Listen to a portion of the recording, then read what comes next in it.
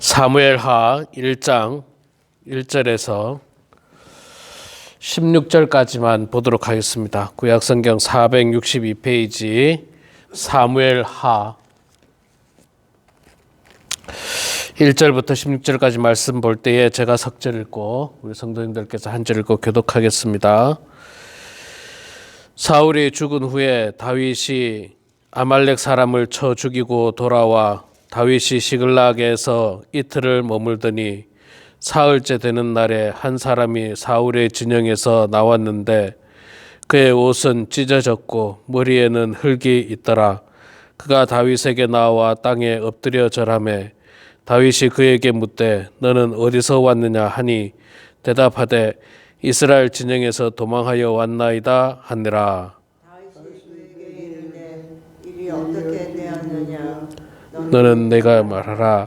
그가 대답하되 군사가 전쟁 중에 도망하기도 했고 무리 가운데 엎드려져 죽은 자도 많았고 사울과 그의 아들 요나단도 죽었나이다 하는지라.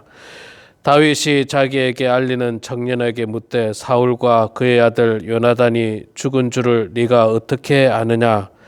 그에게 알리는 청년이 이르되 내가 우연히 길보아 산에 올라가 보니 사울이 자기 창에 기대고 병거와 기병은 그를 급히 따르는데 사울이 뒤로 돌아 나를 보고 부르시기로 내가 대답하되 내가 여기 있나이다 한즉 내가 이르되 너는 누구냐 하시기로 내가 그에게 대답하되 나는 아말렉 사람이니이다 한즉 또 내게 이르시되 내 목숨이 아직 내게 완전히 있으므로 내가 고통 중에 있나니 청하건대 너는 내 곁에 서서 나를 죽이라 하시기로 그가 엎드려진 후에는 살 수 없는 줄을 내가 알고 그의 곁에 서서 죽이고 그의 머리에 있는 왕관과 팔에 있는 고리를 벗겨서 내 주께로 가져왔나이다 하니라.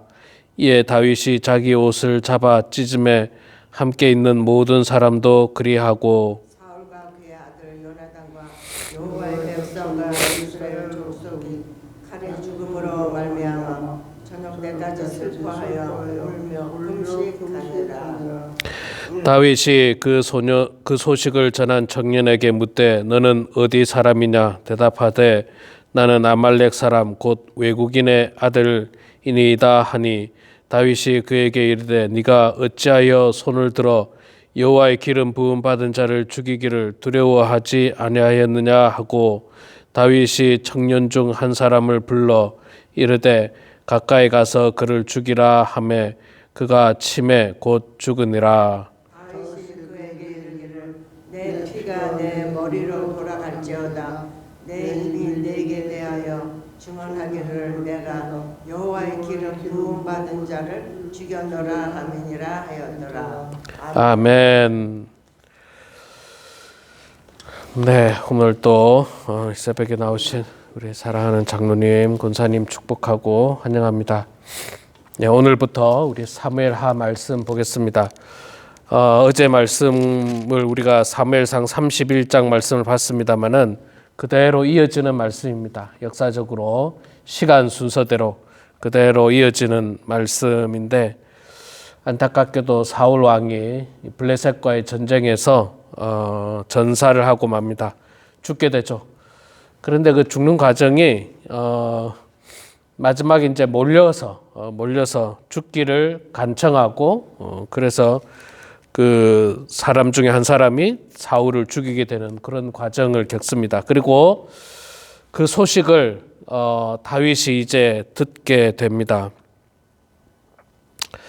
자, 다윗의 입장으로 볼 때는 자신을 괴롭히고 자신을 죽이려고 했던 원수라고 하면 원수인 사울이 죽었으니까 어찌 보면 참 기쁘고 즐거울 수 있습니다. 나를 계속 죽이려고 했고 나를 쫓아다니고 죄 없는 나를 죽이려고 했던 그 사울이 죽었으니 얼마나 기쁘고 반갑습니까? 그럴 수 있는데 근데 다윗은요. 그럼에도 불구하고 그걸 그렇게 기뻐하지 않습니다. 기뻐하는 것이 아니라 오히려 슬퍼하고 안타까워하고 울고 금식했다. 11절 12절에 나오죠. 다윗이 자기 옷을 잡아 찢으며 함께 있는 모든 사람도 그리하고 또 저녁까지 슬퍼하며 울며 금식하느라. 그러니까 다윗은 이 사울 왕을 원수라고 생각하지 않은 거예요. 원수라고 생각하지 않았고, 비록 자기를 죽이려고 했지만 그럼에도 불구하고 하나님께서 세우신, 하나님께로부터 기름 부음 받은 왕에 대한 마지막 예우를 다하고 있습니다. 마지막 예우를. 그리고 우리가 있잖아요. 또 우리가 사람의 도리로서 사람이 아무리 미워도 그 미움의 대상이 죽잖아요. 죽으면 뭐라고 해야 됩니까? 그 어떤 미움의 감정이 누그러지고 또 용서하는 마음이 생기는 것이 당연합니다. 그게 인지상정이에요. 상대방이 죽었는데 잘 죽었다. 아이고 뭐 그렇게 하는 것보다는 참 안타깝다. 예. 살아생전 다윗의 입장으로 볼 때는 살아생전 나와 함께 정말 나라를 잘 다스렸다면 내가 왕에게 충성했을 것이고 나라를 위해서 열심히 군인으로 잘 방어를 했을 텐데 뭐 이런 안타까움이 우리가 가지는 것이 선한 마음입니다. 선한 마음이고 이 보통 이제 악한 사람들의 마음은 잘 죽었다 그러겠죠. 잘 죽었다. 나를 죽이려고 하던 원수 하나님께 벌 받았다. 천벌 받았다. 뭐 이렇게 할 텐데 우리가 그 죽은 자에 대한 그 마지막 예우는 좀 필요한 것 같습니다. 아무리 미워했었어도 또 아무리 좀 싫어했었어도 관계가 불편했었어도 마지막 가는 길에 용서하는 마음과 또 긍휼히 여기는 마음이 우리들에게 있어야 되는데 다윗은 그런 마음을 가지고 있습니다. 그래서 사울 왕의 죽음을 안타깝게 여기고 또 울며 금식했다라고 이야기하고 사울 왕이 죽게 되는 직접적인 원인을 제공한 그 청년 한 사람이 결국은 사울 왕을 죽였지 않습니까? 그를 심판하게 되는 장면도 보게 됩니다.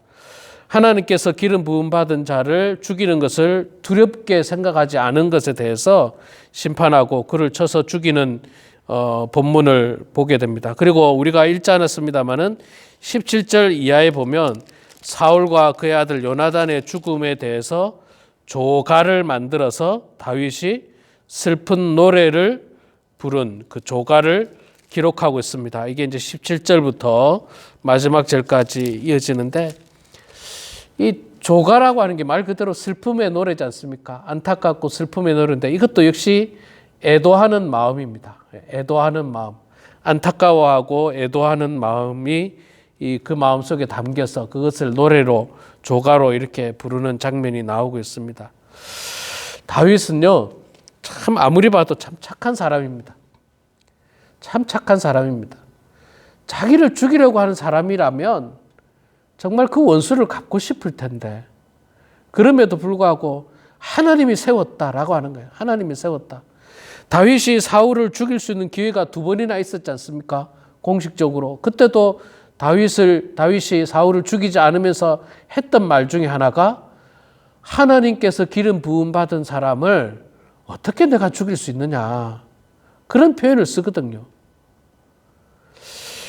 오늘도 본문에서 역시 마찬가지로 하나님의 기름 부음 받은 자를 네가 어떻게 감히 두려워하지도 않고 죽였느냐 뭐 이런 표현을 쓰는 거 보면서 다윗은 끝까지 하나님께서 세우신 왕을 존중했고 또 그를 잘 섬겼다는 것을 볼 수 있습니다. 사울이 무엇을 했든 관계없이 다윗은 신하로서 하나님의 종으로서 최선을 다했다는 거예요. 말하자면 그겁니다. 상대방이 나를 괴롭히면 나도 똑같이 상대방하고 싸우자 이렇게 한 것이 아니라 나는 내 갈 길 가는 거예요.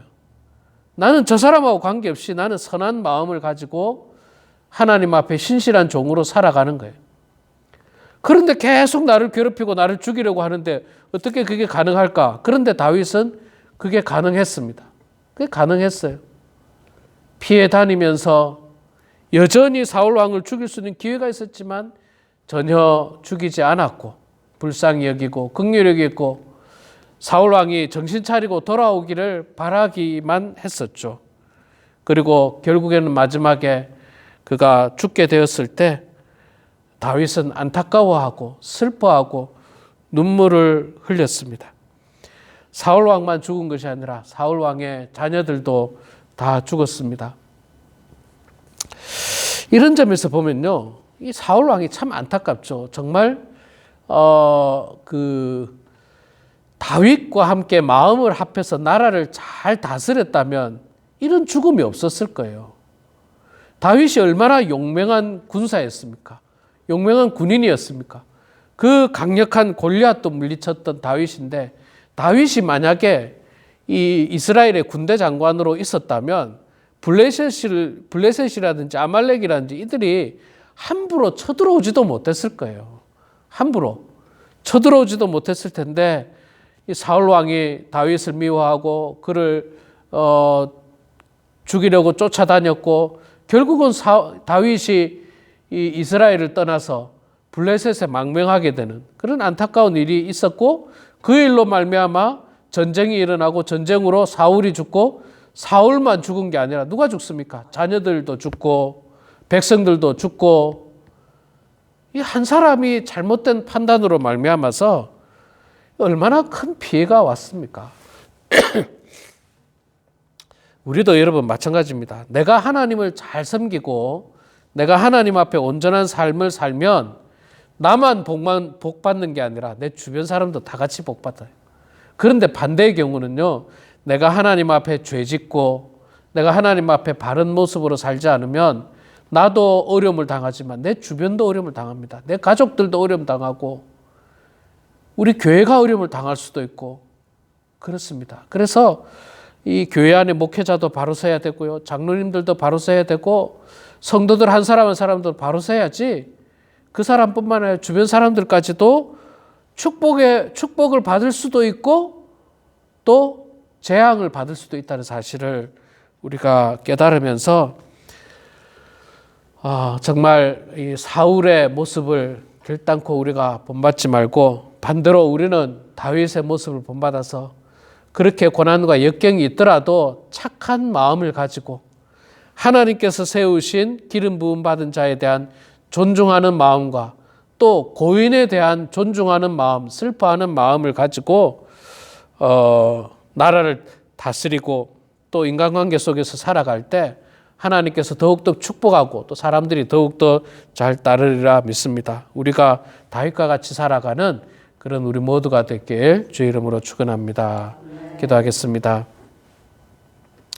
사랑의 아버지 하나님, 은혜를 감사합니다. 추운 새벽이지만 주님을 사랑하는 마음으로 또 이 새벽 제단에 주님 전에 나와서 찬송하고 말씀 보고 기도할 수 있는 은혜를 주셔서 감사합니다. 하나님 아버지, 늘 기도하기를 쉬지 않도록 도와주시고 기도를 통해서 하나님의 뜻을 묻고 하나님의 뜻을 받드는 저희들 다 될 수 있도록 하나님 도와주시옵소서. 오늘 사무엘하 1장 말씀을 통해서 여전히 사울 왕의 안타까운 마지막의 모습을 보았고 또 그런 사울 왕을 바라보는 다윗의 훌륭하고 착한 마음의 다윗을 저희들이 말씀을 통해서 보았습니다.